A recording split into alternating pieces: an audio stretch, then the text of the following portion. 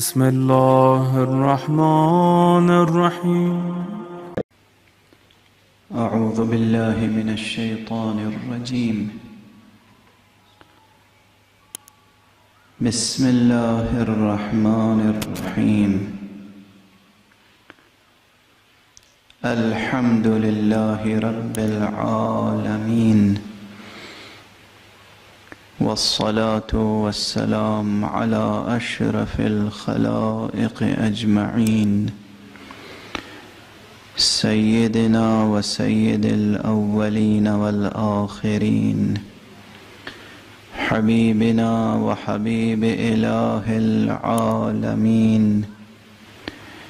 إمام المرسلين وخاتم النبيين، أبي القاسم المصطفى محمد، اللهم صل على محمد وآل محمد، وعلى أهل بيته الطيبين الطاهرين الهداة المهديين المعصومين المظلومين، واللعنة الدائمة على أعداء الدين أجمعين. أما بعد، فقد قال الله تعالى عز اسمه في محكم كتابه ومتقن خطابه: بسم الله الرحمن الرحيم. ألف لام ميم. أحسب الناس أن يتركوا أن يقولوا آمنا وهم لا يفتنون. صدق الله العلي العظيم. اللهم صل على محمد وآل محمد. آیہ کریمہ بسم اللہ الرحمن الرحیم میں جو مباحث ابھی تشنا رہ گئے ہیں، ان میں خود لفظ اسم سے متعلق ابھی بہت سے مباحث ہیں جو تشنا ہیں، اور خود بے سے متعلق بعض مباحث ہیں، بعض اعتراضات ہیں اس روایت پر کہ حضرت نے فرمایا کہ وہ نقطہ با میں ہوں. اب اس پر بعض بہت ہی رقیق قسم کے اعتراضات لوگوں نے کی ہیں، مضحک. مثلاً یہ کہ قرآن مجید کے حروف پر نقطے بعد میں لگائے گئے ہیں، تو اس زمانے میں تو نقطہ ہی نہیں تھا، تو آپ نے کیسے فرمایا کہ میں نقطہ ہوں؟ دیکھو، یہ ایسا اعتراض ہے جو کم سوادی اور بے سوادی کی سند میں پیش کیا جا سکتا ہے. قرآن مجید ہی لکھا ہوا نہیں موجود تھا، فرض کیجئے اس زمانے میں، اس طرح جس طرح اب چھپا ہوا موجود ہے، تو اس سے کن کن چیزوں کا انکار کیا جا سکتا ہے؟ یہ دو چیزیں، ایک نقطے اور ایک اعراب. لوگ سمجھتے ہیں اعراب زیر زبر پیش کو کہتے ہیں. اعراب عربی زبان کی ایک خصوصیت ہے، اس اعراب کا اظہار زیر زبر پیش کے اشاروں سے کیا گیا ہے. اگر عربی عبارت کہیں لکھی ہوئی ہو اور اس پہ زیر زبر پیش نہ لگا ہوا ہو تو اس کے یہ معنی نہیں ہے کہ وہ اس میں اعراب نہیں ہے.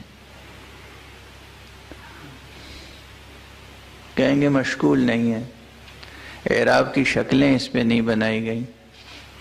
اعراب زبان کی خصوصیت ہے. معرب زبانوں میں سے ایک عظیم الشان زبان ہے عربی. عربی معرب زبانوں میں سے ہے. زبانوں کی دو قسمیں ہیں، کچھ معرب زبانیں، کچھ مبنی زبانیں. عربی معرب زبانوں میں سے جو لوگ لنگوسٹکس کا گہرا شعور رکھتے ہیں وہ یہ بات سمجھ پائیں گے. میں نے بس حوالے کے طور پہ کہہ دیا کہ بعض زبانیں مبنی ہیں، بعض زبانیں معرب ہیں. اب سب سے مشہور اور سب سے عظیم الشان زبان جو معرب زبانوں میں سے ہے وہ عربی زبان ہے.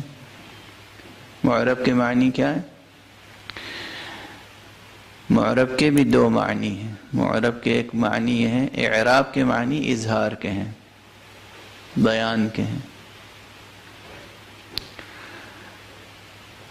جملے میں کون سا لفظ کیا پوزیشن رکھتا ہے، وہ اس لفظ کی اس پوزیشن کے اظہار کا نام اعراب ہے. یعنی فعل کے بعد اگر فاعل ہے تو فاعل مرفوع ہوگا، اس پر پیش ہوگا. فاعل مرفوع ہوگا چاہے آپ اس پر پیش لکھیں یا نہ لکھیں. عرب جب اپنے سلیقے سے پڑھے گا تو قال اللہ کہے گا، قال اللہ نہیں کہے گا، قال اللہ نہیں کہے گا. قال فعل، اللہ فاعل. عرب جب چاہے وہ اللہ پر پیش لکھا ہوا ہو یا لکھا ہوا نہ ہو، قال رسول اللہ صلی اللہ علیہ وآلہ وسلم. عام طور پر عربی کتابیں جو چھپی ہوئی ہوتی ہیں عام طور پر اس میں زیر زبر پیش نہیں ہوتا ہے. قرآن یا حدیث کی کتابیں ان پر پیش زیر زبر پیش اس لیے دیا جاتا ہے کہ عرب و غیر عرب سب پڑھتے ہیں مذہبی ضرورت کی بنا پر. مبتدی بھی پڑھتے ہیں، منتہی بھی پڑھتے ہیں، عربی داں بھی پڑھتے ہیں، غیر عربی داں بھی پڑھتے ہیں. ایسا نہ ہو کہ غلط پڑھ لیں اللہ کا کلام. اللہ کا کلام غلط پڑھنے سے نتیجہ کیا ہوگا؟ دیکھیں لفظ وہی ہے. یہ بڑی سخت مثال ہے، ہنسی بھی آتی ہے سخت بھی ہے، لیکن بہرحال مثال دے رہا ہوں کہ قرآن مجید کی ایک آیت ہے انما یخشی اللہ من عبادہ العلماء. انما یخشی اللہ من عبادہ العلماء.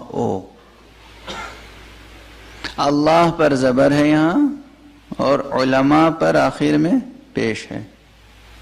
یہ زبر اور پیش کس بات کی علامت ہے؟ پیش علامت ہے فاعل کی اور زبر جو ہے علامت ہے مفعول کی. عرب مفعول نہیں کہتے، کہتے ہیں کہ منصوب علی التعظیم. جب لفظ جلالہ کی بات آتی ہے تو لفظ تعظیم کہتے ہیں. یہ اپنے اپنے سلیقے کی بات ہے. اگر وہاں کا پیش یہاں اور یہاں کا زبر وہاں رکھ دیں تو کیا ہو جائے گا؟ بالکل منقلب ہو جائیں گے معنی.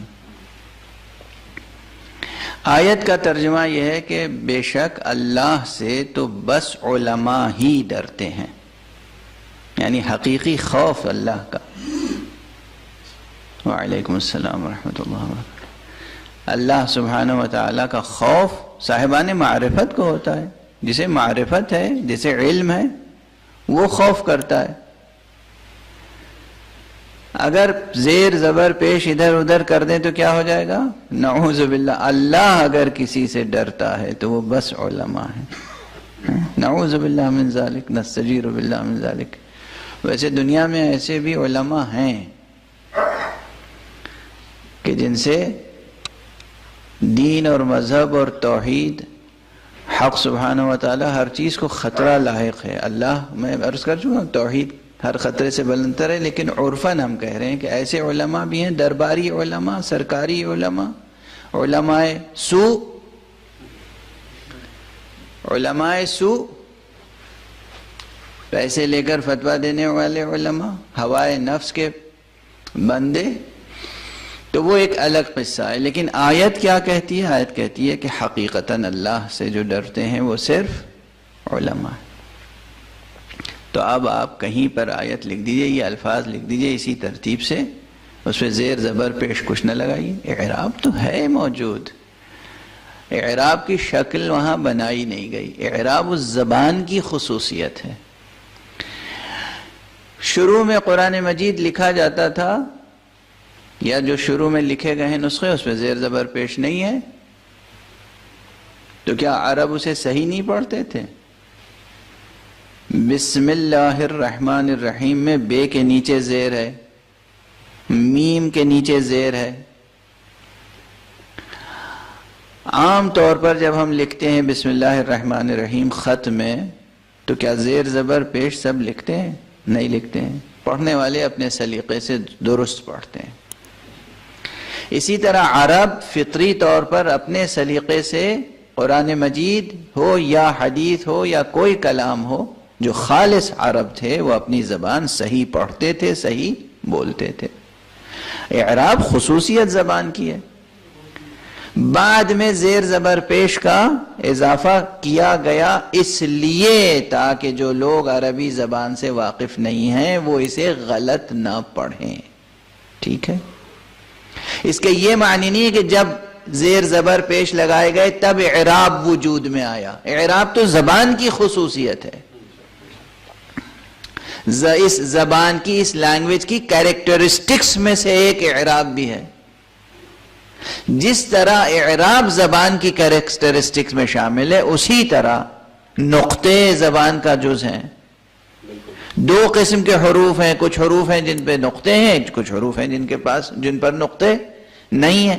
ایک شکل کے حرف ہیں، بے تے سے، ایک شکل کے ہیں، اور صرف نقطوں سے فرق ہوتا ہے۔ توجہ ہے؟ عربی میں آپ لکھیں بے تے سے، نقطے نہ دیں، کیسے فرق کریں گے؟ فرق کرتے تھے عرب یا نہیں کرتے تھے؟ تو کیا تصور تھا ان کے ذہنوں میں؟ کس بنا پہ فرق کرتے تھے؟ ہے، جیم، خے تینوں ایک شکل کے حرف ہیں، دال، ذال دونوں ایک شکل کے ہیں، رے، زے ایک شکل کے ہیں، سین، شین ایک شکل کے ہیں، صاد، واد ایک شکل کے ہیں، صاد پہ ایک نقطہ لگا دیجئے تو واد ہو جائے گا، طا، وا ایک شکل کے ہیں، ہے کہ نہیں؟ تو کچھ حروف ہیں جن پہ نقطے ہیں، کچھ حروف ہیں جن پہ، یہ زبان کی کیریکٹرسٹکس میں داخل ہے۔ بزرگ حضرات تشریف فرمائے جو جانتے ہیں، پہلے اردو میں بھی یہ تہذیب تھی، فارسی میں یہ تہذیب تھی کہ جب پڑھے لکھے ایک دوسرے کو خط لکھتے تھے تو قطعاً نقطے نہیں دیتے تھے، لکھتے چلے جاتے تھے۔ نقطہ لگانے کا معنی یہ تھے کہ آپ مکتوب الیہ کو جاہل سمجھ رہے ہیں، آپ سمجھتے ہیں کہ آپ کا خط وہ پڑھ نہیں پائیں گے۔ جیسے اب اس دور میں ہم گزر رہے ہیں ہندوستان میں، جو نئی نسل ہے ہندی سے واقف ہے، اردو سے واقف نہیں ہے۔ اب زور دیتے ہیں کہ اب وہ مجبوراً اردو اگر سیکھ بھی لی ہے انہوں نے، تو اردو کے الفاظ پر اسی طرح زیر زبر پیش ہم لوگ لگاتے ہیں جس طرح عربی کے الفاظ پہ لگاتے ہیں۔ کہاں اس پڑھیں گے، کہاں اس پڑھیں گے، کہاں اب پڑھیں گے۔ یہ اس طریقے سے زبان نہ جاننے والوں کے لیے شکلیں بنائی جاتی ہیں، علامتیں بنائی جاتی ہیں، ورنہ زبان کی کیریکٹرسٹک میں شامل ہے۔ تو نقطوں کا وجود تھا، نقطوں کے بغیر حروف میں امتیاز ممکن نہیں ہے۔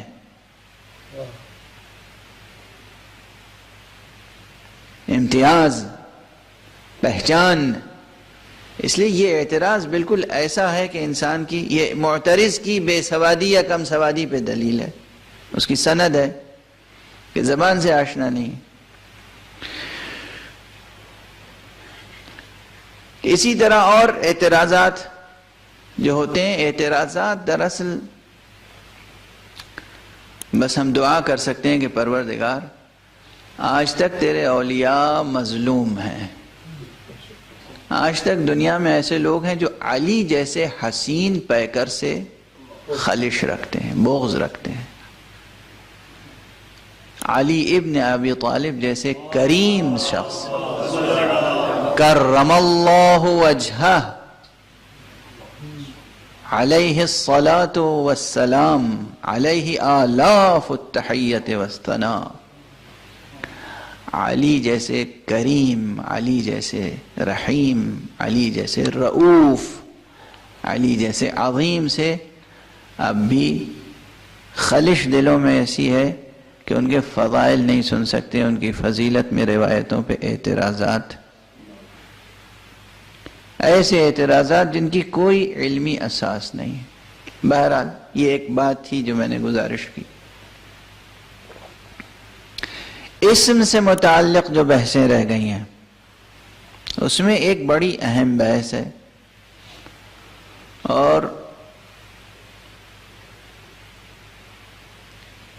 بہت پہلے میرے ذہن میں آ رہا ہے کہ اسی ممبر سے یہاں یہ بحث اشارتاً گزارش کی تھی، لیکن تشنا رہ گئی تھی، اور آج اس وقت جی چاہتا ہے کہ اس بحث کو ذرا سا وضاحت سے بیان کر دوں. یہ جو اسماء ہیں، اللہ، الرحمن، الرحیم، اور اسی طرح اور اسماء، بعض وعلیکم السلام ورحمۃ اللہ وبرکاتہ، بعض علماء کہتے ہیں کہ یہ اسم اللہ نہیں ہے، یہ اسم اللہ ہے. اسم اللہ یعنی اللہ کا نام، اسم اللہ یعنی اللہ کے نام کا نام. بحث ہے، ایک پورا مکتب فکر ہے. اس بحث کو وہ مربوط کرتے ہیں اس بحث سے جو اس سے پہلے میں نے گزارش کی. وہ حصہ اپنی جگہ درست ہے، لیکن یہ حصہ درست نہیں ہے. اب طالب علمانہ بحث اسی کو تو کہتے ہیں.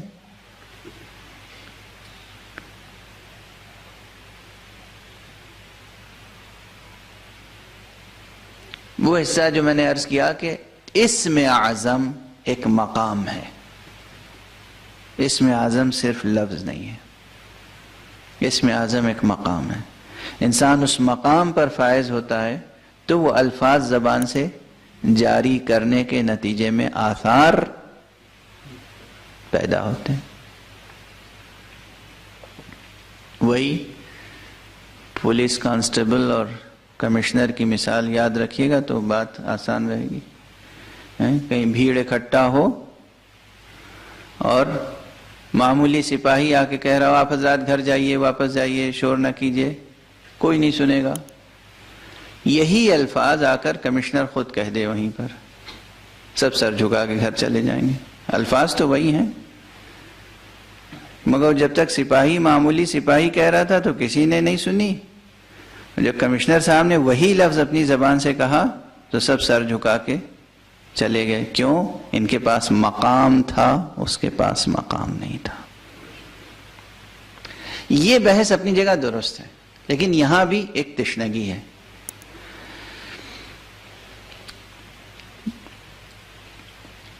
اسماء الہیہ جیسے لفظ اللہ، لفظ اللہ کیا ہے؟ اللہ کا نام نہیں ہے، یہ اسم اللہ ہے. جو حضرات کہتے ہیں کہ یہ الفاظ خود اسم اللہ نہیں ہے بلکہ اسم اللہ ہے، کیا کہنا چاہتے ہیں؟ یعنی اللہ سبحانہ و تعالیٰ کی ذات ہے اور کچھ اور وجودات ہیں ایسے جو اسم اللہ کی حیثیت رکھتے ہیں، اور یہ الفاظ ان وجودات کے اسم ہیں. یہ بحث واضح البطلان ہے. کیوں؟ یہاں پر ذرا سا ٹھہر کر صبر و سکون سے سن لیجئے اور ہمارے ساتھ اس بحث کو سمجھنے کی کوشش کیجئے. اللہ سبحانہ و تعالی کی ذات اور اس کے صفات کی تجلیاں جتنے اطوار وجود ہیں ہر طور وجود میں لازمی ہے. یعنی ایگزسٹنس کے جتنے فیزز ہیں ہر فیز میں اللہ کی تجلی ضروری ہے.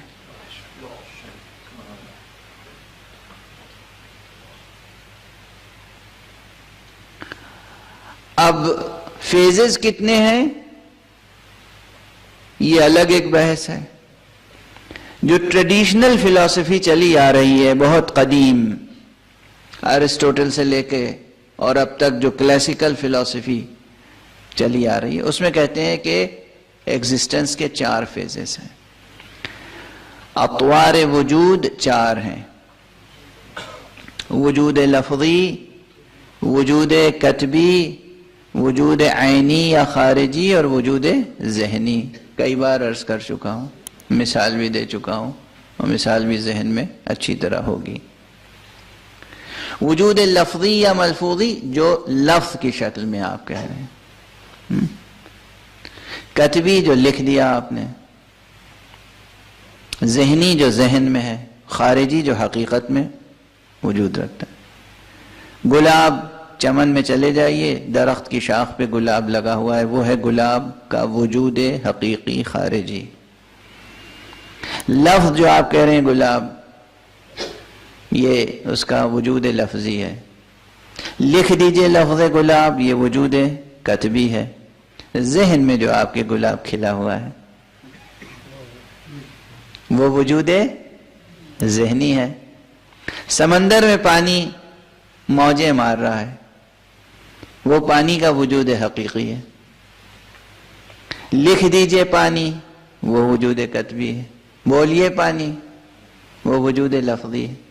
ذہن میں جو ٹھاٹھے مارتا ہوا سمندر ہے وہ وجود ذہنی ہے.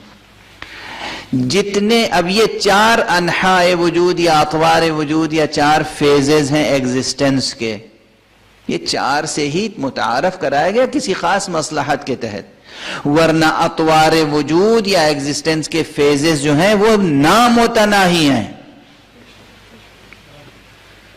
4 میں منحصر نہ سمجھیں آپ، یہ ایک الگ بحث ہے.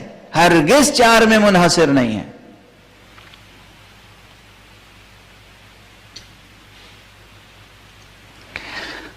آپ کیوں تصور کرتے ہیں کہ ایک گلاب جو ہے وہ چمن میں ہے اور ایک ذہن میں ہے، اور ایک لکھ دیا گیا نام گلاب کا اور ایک بول دیا گیا؟ آپ نے گلاب کا فوٹوگراف لے لیا، اب یہ جو آپ کے پاس فوٹوگراف کی شکل میں ہے یہ بھی تو ایک طور وجود ہے. وعلیکم السلام ورحمۃ اللہ. آپ نے کاغذ کے پھول بنائے، کاغذ سے بنائی شبیہ گلاب کی، یہ بھی تو ایک طور وجود ہے. موم سے آپ نے گلاب بنایا اور مختلف رنگوں سے رنگ دیا. پتھر سے آپ نے تراش کے گلاب بنایا. جن لوگوں نے تاج محل جا کے قریب سے دیکھا ہے انہیں معلوم ہے کہ کیسے کیسے گل بوٹے بنے ہوئے ہیں، کیسی پتیاں، کیسی گلکاری ہے. پتھر سے بنایا ہے سب. واقعاً یاقوت ایسے تراشا ہے کہ جیسے پھول کی پنکھڑی ہو. یہ سب انحاء وجود ہیں، یہ سب فیزز ہیں ایگزسٹنس کے. ٹھیک ہے، اتنا تعارف کافی ہے اس بحث کے لیے. اب میں کہتا ہوں کہ بہرحال اگر اسی 4 فیزز پر آپ آ کر منحصر ہو جائیں، لفظی اور کتبی اور عینی اور خارجی. خارجی نہ کہا کیجئے، مجھے تکلیف ہوتی ہے، عینی کہیے.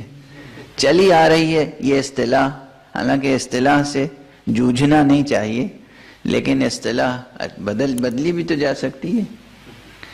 عینی، وجود عینی. انہی 4 کو بھی آپ تسلیم کریں تو یہ بات یاد رکھیے گا کہ جتنے بھی انحاء وجود یا اطوار وجود ہیں، جتنے بھی ایگزسٹنس کے فیزز ہیں، ہر فیز میں اللہ کی ذات کی تجلی ہونی چاہیے اور اسم ہونا چاہیے اس کا. اگر کونیاتی اعتبار سے، تکوینی اعتبار سے عینی وجودات خارج میں ایسے ہیں جن کو اسم اللہ کہا جا سکتا ہے، تو لفظ کی سنخ میں بھی اللہ کا نام ہونا تو چاہیے. اللہ کا نام اگر ہم السنخ لفظ لینا چاہیں تو کیا لفظ کہیں گے؟ اللہ اسم اللہ ہے، نہ کہ اسم و اسم اللہ. الرحمن اسم اللہ ہے، نہ کہ اسم و اسم اللہ. الرحیم اسم اللہ ہے، نہ کہ اسم و اسم اللہ. ایسا نہیں کہ ایک اللہ ہے اور ایک اور وجود ہے جو رحیم ہے. ایک اللہ ہے، اس کی ذات ہے، ایک ذات ہے، اور ایک اور ذات ہے جو رحیم ہے، اور یہ لفظ رحیم اس ذات رحیم کا اسم ہے اور وہ ذات رحیم اللہ کا اسم ہے. ایسا نہیں ہے، ایسا نہیں ہے. خلط مبحث نہ ہو جائے. یہ مشابہ ہے اس بحث کے جو لوگ صفات کے باب میں کہتے ہیں کہ اللہ کی ذات الگ ہے، صفتیں الگ الگ ہیں، صفتیں زائد بر ذات ہیں، صفتیں زائد بر ذات ہیں. ایک صفت ہے رحمت، اس صفت سے ذات حق متصف ہوئی تو رحیم کہلائی. نہیں. ایک صفت ہے علم، اس صفت سے ذات حق متصف ہوئی تو عالم اور علیم کہلائی. ایسا نہیں ہے. صفت علم ذات حق میں ہے، زائد بر ذات نہیں ہے. صفت قدرت ذات حق میں ہے، زائد بر ذات نہیں ہے. ہم ہیں مخلوقات، ہم جاہل ہیں، ہم ماں کے پیٹ سے جاہل پیدا ہوتے ہیں، ہم علم حاصل کرتے ہیں تو عالم بنتے ہیں. ذات حق ایسی نہیں ہے. اس ذات کو اس پر قیاس نہیں کر سکتے. جس طرح وہاں یہ نہیں ہے کہ ذات الگ ہے صفت الگ ہے، ویسے یہاں نہیں ہے کہ ذات الگ ہے اور پھر ایک ذات ہے رحیم اور یہ لفظ رحیم اس ذات کی کا اسم ہے. نہیں. لفظ رحیم ذات حق کا نام ہے، لفظ رحمان ذات حق کا نام ہے، لفظ اللہ ذات حق کا نام ہے. ہاں، اور ہستیاں جنہیں ہم ان اسماء کا مظہر کہتے ہیں، وہ مظہر ہیں اس اسم کا.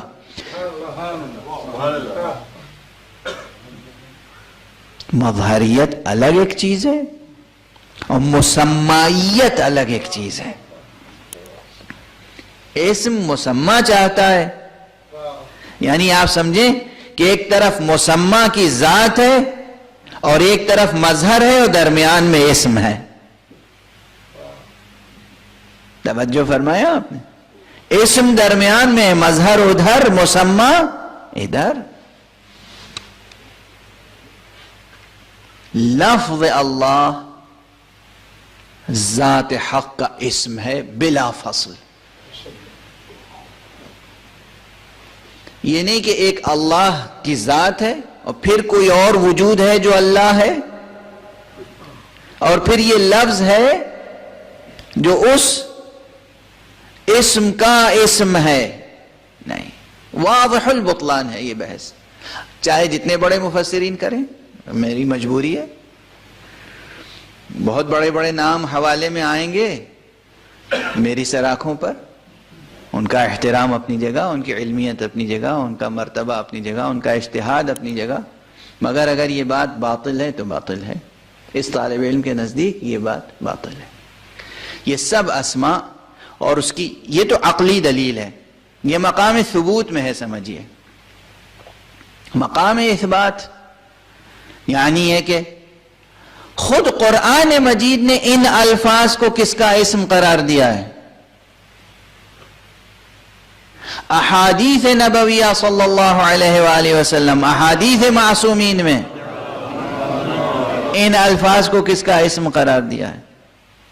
اللہ کو اللہ ذات حق کا نام قرار دیا ہے، رحمان کو ذات حق کا نام قرار دیا ہے. پیغمبر اکرم صلی اللہ علیہ وآلہ وسلم نے فرمایا ان للہ 99 اسما، اللہ سبحانہ وتعالی کے 99 نام ہیں، 100 الا واحد. یہ جو فرمایا تو براہ راست کیا فرمایا کہ اللہ کے نام ہیں. خود رسول نے فرمایا یہ اللہ کے نام ہیں، یہ نہیں فرمایا کہ یہ اللہ کے ناموں کے نام ہیں. خود قرآن اور کلام پیغمبر سے یہ اسم اللہ ہیں. عقلاً یہ چیز سمجھ میں نہیں آتی کہ یہ الفاظ اور وجودات کے نام ہیں جو وجودات اسماء حق ہیں. نہیں. اور اس راہ سے بھی کہ خود وجود لفظی ایک وجود ہے، لفظی وجود ایک طور وجود ہے، ایک نحو وجود ہے، ایک فیض ہے. اس فیض میں اللہ کی نشانی کوئی ہے کہ نہیں؟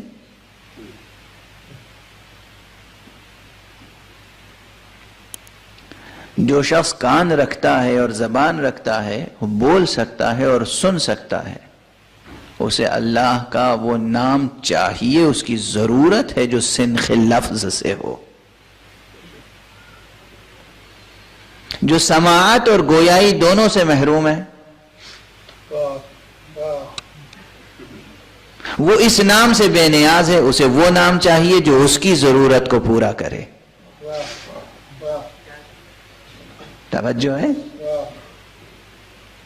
جو شخص فطری طور پر، پیدائشی طور پہ گونگے بھی ہیں، بہرے بھی ہیں، نہ بول سکتے ہیں نہ سن سکتے ہیں، ان کے لیے وجود لفظی غیر ضروری ہے. ان کے لیے کوئی اور صورت ہوگی، چاہے وجود کتبی سے کام چلائیں یا چاہے وجود صوری سے کام چلائیں. مرقع دکھائیں، آپ تصویر دکھائیں، مورتی بنا کے دکھائیں، کچھ کریں آپ نقش و نگار کے ذریعے سے. لیکن جن کے پاس سماعت اور گویائی دونوں ہے، ان کی ضرورت ہے کہ سنخ لفظ سے بھی اسم اللہ ہو. اور یہ اس کا کرم ہے، اس کا لطف ہے کہ اس نے اپنے لیے اسماء منتخب کیے اور ہمیں تعلیم فرمائے. یہ اس کا لطف و کرم ہے. چنانچہ اللہ اور الرحمن اور الرحیم یہ اسماء اللہ ہیں بلا فصل. اور اسی اعتبار سے اب ایک تشنگی رہ گئی تھی ایک بحث میں، مقام کی جب بحث تھی تو میں نے کہا لفظ مؤثر نہیں ہوتا، ایسا نہیں ہے. جب یہ لفظ اسم اللہ ہے اللہ کا نام یہ، اور ہم اس لفظ سے پورے خلوص کے ساتھ اللہ ہی کو پکاریں گے تو ممکن نہیں ہے کہ اثر ظاہر نہ ہو. اس وقت یہ منطق کہنا کہ لفظ مؤثر نہیں، ہم کب کہہ رہے ہیں کہ لفظ مؤثر ہے؟ مسمى مؤثر ہے. لفظ اللہ کام نہیں کرتا. ہم کب کہہ رہے ہیں لفظ اللہ کام کرتا ہے؟ اللہ کام کرتا ہے. ہم اللہ کو پکار رہے ہیں. توجہ ہے؟ ہاں وہ الگ بحث ہے جو میں نے کہا وہ حصہ اپنی جگہ درست ہے. مقام سے مراد یہی لفظ اللہ ہم رسمن روزانہ کہیں. ادھر بھی ماشاءاللہ ہمارے یہاں مسلمان رہتے ہیں، ادھر بھی رہتے ہیں. اب ہمیں یہ جنون ہو جائے کہ ان لوگوں پہ ایک روب طاری ہو جائے کہ مولانا صاحب بہت باعمل انسان ہیں اور اس لیے 4 گھنٹے کی تو رات ہے، جاگنے میں کوئی مشکل تھوڑی ہوتی ہے، اس لیے رات بھر بلند آواز سے اللہ ہو اللہ ہو اللہ ہو اللہ ہو اس طرح کے گونج ہماری آواز کی جائے. مقصد خدا کو پکارنا نہیں ہے، مقصد یہ ہے کہ اپنی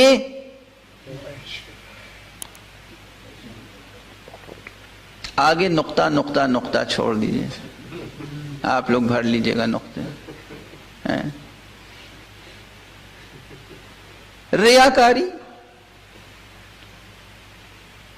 اپنی اہمیت، اپنی حیثیت، اپنے تقوی، اپنی شب زندہ داری کا اعلان، یہ لفظ اللہ کوئی اثر نہیں کرے گا، الٹا اثر کرے گا. معذب ہوگا انسان، چہرہ بے نور ہو جائے گا، دل بے نور ہو جائے گا، دل پہ مہر لگ جائے گی، دل پہ مہر لگ جائے گی، دل پہ مہر لگ جائے گی. لیکن یہی لفظ اللہ، یہی لفظ ہو، ایک لفظ آہ،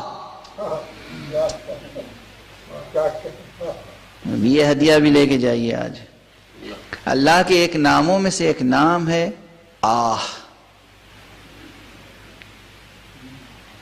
اللہ کے ناموں میں سے ایک نام ہے آہ، اور یہ اس کا لطف ہے کہ جب انسان درد میں مبتلا ہوتا ہے تو بے ساختہ زبان پر اس کا نام جاری ہوتا ہے۔ معصوم کی حدیث ہے، امام جعفر صادق علیہ السلام،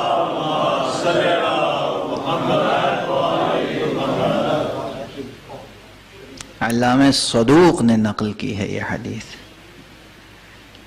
جہاں معصوم نے فرمایا کہ لفظ آہ اللہ کے ناموں میں سے ایک نام ہے۔ توجہ ہے، اللہ اکبر، کیسا لطیف و رؤوف و رحیم و کریم ہے وہ کہ جس نے ہمارے وجود میں ایک ایسا سسٹم رکھا ہے کہ جب ہم درد میں اس طرح مبتلا ہوں کہ اس کا نام لینے کا ہوش بھی نہ رہے تب بھی زبان سے ادا ہو تو اس کا نام ادا ہو۔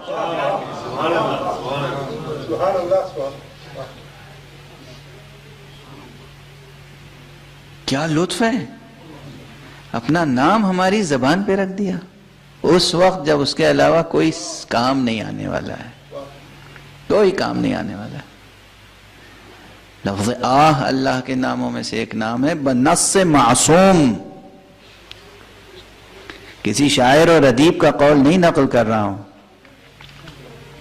آہ اللہ کے ناموں میں سے ایک نام ہے، اللہ اللہ کا نام ہے۔ یہ نام جب اللہ کا لیتا ہے انسان، یا اللہ کہتا ہے، مقام کے معنی ایک تو یہ لفظ خود مؤثر ہے، کس اعتبار سے کہ پکار کس کو رہے، کس جذبے سے پکار رہے، کس نیت سے پکار رہے ہیں، کس زبان سے پکار رہے ہیں۔ یہ ہاتھ جو اوپر اٹھے ہیں دعا کے لیے، یہ ہاتھ گناہوں میں ملوث تو نہیں ہے، یہ ہاتھ سرقے اور غصب میں ملوث تو نہیں ہے۔ ممکن نہیں ہے کہ انسان کے ہاتھ گناہوں سے آلودہ ہوں اور پھر وہ دست دعا اٹھے تو اس میں وہی تاثیر ہو کہ جو ایک متقی کی دعا میں تاثیر ہوتی ہے۔ یہ تفاوت ہے، صاحب مقام اسے کہتے ہیں، صاحب مقام اسے کہتے ہیں۔ تو یہ لفظ، یہ الفاظ اللہ، الرحمن، الرحیم، یہ سب اسماء اللہ ہیں، اور ان کے دہرانے میں تاثیر ہے۔ انسان اگر اخلاص کے ساتھ اور تمام آداب و شرائط کے ساتھ اللہ کو پکارے تو ان میں اثر پیدا ہوتا ہے اور انسان کی مراد پوری کرتا ہے پروردگار۔ اور اگر ساتھ میں توسل ہو تو یقیناً مراد جلد پوری ہوتی ہے۔ دنیا میں توسل کا انکار کون کر سکتا ہے جبکہ آخرت میں بھی ان کی شفاعت کے بغیر نجات ممکن نہیں ہے۔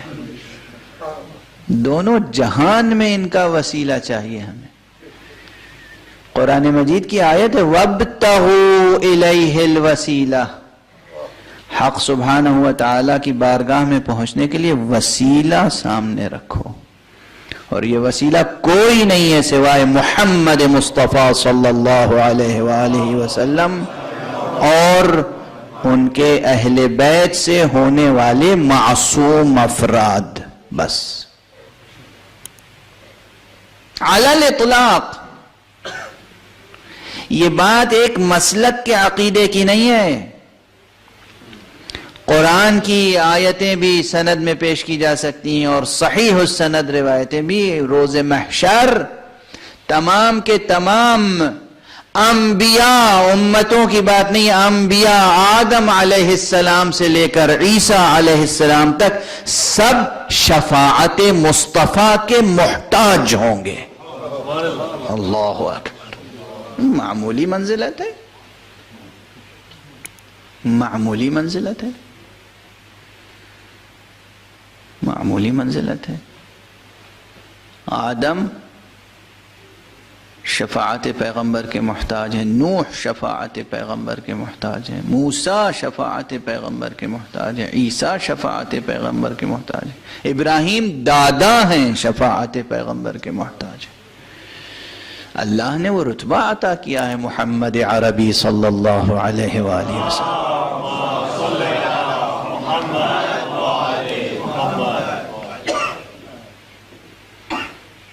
آخرت میں بغیر شفاعت کے نجات ممکن نہیں ہے، اور اس دنیا میں بغیر توسل کے کوئی بھی کامیابی ممکن نہیں ہے۔ اور اسی لیے بس اب ایک بحث کی طرف اشارہ کروں، تتمہ بحث کل، وقت ہے یا ختم ہو چکا؟ 2 منٹ ہے، تو بس 2 منٹ میں تو دعا ممکن ہے انشاءاللہ۔ ایک اہم بحث ہے، بے حد اہم ہے، کل انشاءاللہ وہ بحث عرض کی جائے گی۔ اب ہم دعا کرتے ہیں کہ پروردگار ہمیں اس دنیا میں ہدایت مصطفیٰ صلی اللہ علیہ وسلم سے بہرہ مند فرمائے، اور ہمیں مکتب ولایت سے بہرہ مند فرمائے، اور روز آخرت بھی ان کی شفاعت سے ہمیں بہرہ مند فرمائے۔ بسم اللہ الرحمن الرحیم۔ اللہم کن لولیک الحجة ابن الحسن صلواتک علیہ وعلی آبائہ فی هذه الساعة وفی كل ساعة ولیا وحافظا وقائدا وناصرا ودلیلا وعینا حتى تسكنه أرضك طوعا وتمتعه فيها طويلا۔